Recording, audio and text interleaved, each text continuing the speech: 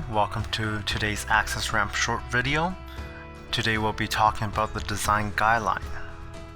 So when you open AQCESSRAMP, you'll be provided with this toolbar, and when we go to design guidelines over here, you'll be able to see the list of available design guidelines for the user to use. Of course, the user can always create new ones or copy an existing one and modify the one that they have copied. So if we're to go into the view section, we'll be able to view what the design guideline entails. So as you can see in this ADA AG guideline, we have a few templates available.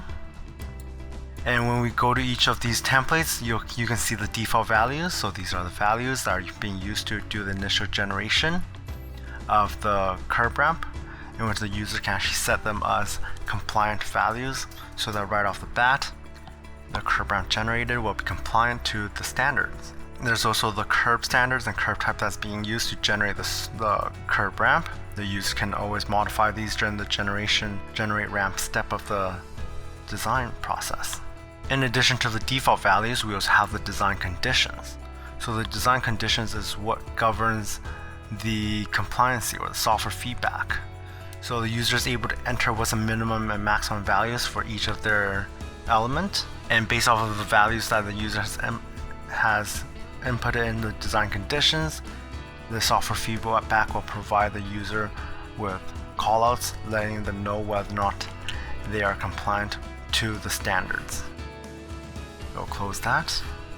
And if the user wants to start from scratch or copy an existing one, they can do so by simply giving a new name. Then the user can add in the templates that they wish to use.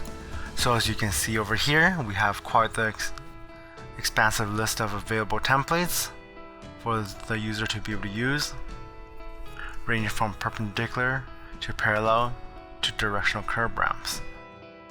And when the user selects a template, they will then have to name it. So we'll just call this a perpendicular to keep simple. Click OK. And we'll be able to modify the default values, the design conditions, as well as the curb standard that we're using. And you can also see we can rename the template that we have chosen, and we can remove them as well. And once you're done with customizing your design guidelines, you can either rename them, you can delete them, you can export them so that you can pass it on to another user, and then they can then import it into their workstation. So that's the end of today's video. Thank you very much.